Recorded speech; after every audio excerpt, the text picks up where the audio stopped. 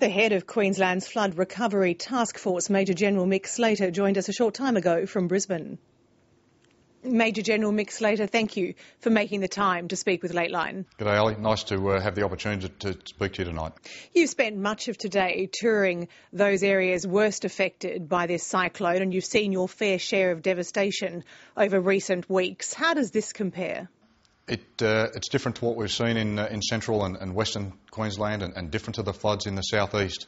But it is typical of a very strong and devastating tropical cyclone, something that North Queenslanders over many decades have experienced. What's made this one different compared to, say, Cyclone Larry is that where Cyclone Larry was in a fairly concentrated area, Yasi has damaged an enormous tract of North Queensland. Given that, how much progress have you been able to make restoring essential services and indeed clearing access? This, Ali, has been a major problem. We can't start the rebuild or even the restoration at this stage in many areas because we're having difficulty gaining access. The Bruce Highway has been severely damaged in a number of places. There are some towns that will still take 2 or 3 days before we can get vehicle traffic in there. So when people in places like Tully, I know they're already starting to wonder when the big help will arrive, the army with all its equipment, you're telling them they have to be patient? Look, Tully and Cardwell, the army got into today. There's about, at last I heard late this afternoon, there are about 60 soldiers working in the Tully area.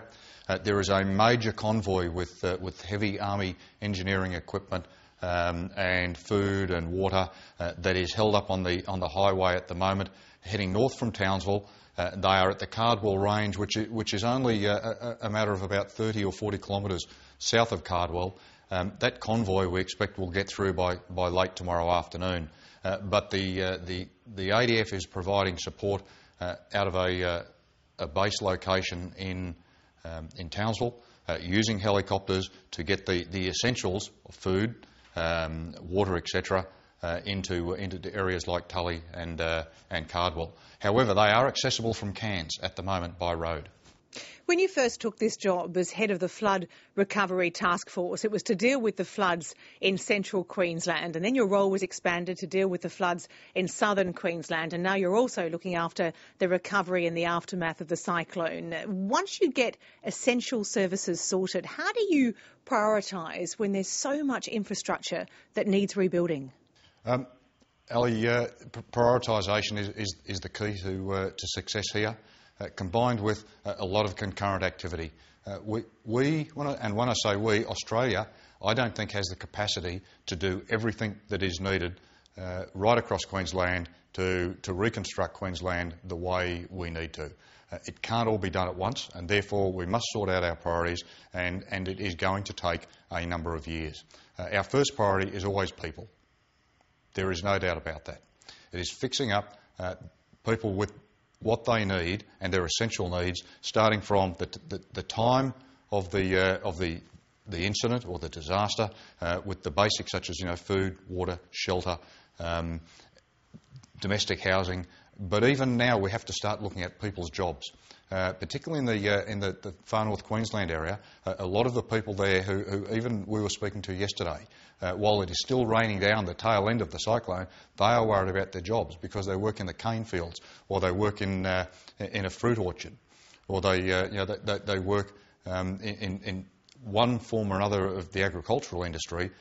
It's come to a standstill, and they need to worry, and they are worried now about where are they going to get a salary, how are they going to pay their rent, how are they going to put food on the table in 1 or 2 months' time? Well, especially taking into account the longer-term employment problems with the loss of industries, agriculture and tourism, can you take a stab at what this might cost, what the final bill might be? No, I would be misleading people if I tried to do that. All I can tell you is that the initial estimate before the cyclone was in the order of, and I say the initial estimate was in the order of 5.6 billion, and the Prime Minister has made announcements and commitments in relation to that figure.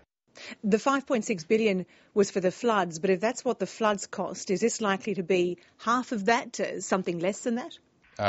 Look, I wouldn't like to try and take that guess because I think that would potentially mislead people. The initial estimate of $5.6 billion was before the cyclone. Now we've got to add the cyclone on top of that, and we still can't get into some areas to even begin to assess the damage. Well, you're the man that's going to be overseeing the spending of this money. Indeed, you've got to get the money first. Would you like to see the flood levy extended? Ali, I don't want to appear as someone who is disinterested or uncaring, because I don't think that is me. But I'm not interested in whether it's a flood levy or it's not. I'm interested in the total dollars and making sure that Queenslanders have enough money to do the job ahead of them. I don't mind where it comes from or which government provides it, whether it's state or federal, and there are arrangements to make sure that happens. My job is to make sure that we get the priorities right and that we get the best value for the taxpayers' money and get as much reconstruction done out of the money that's available. And you're absolutely confident you'll get the money you need when you need it? I'm confident that we'll get the money. My concern at this stage, and it's not founded on anything I've seen or heard, but my concern is that we get the money in a timely manner so that our reconstruction is not slowed down by having to wait for money.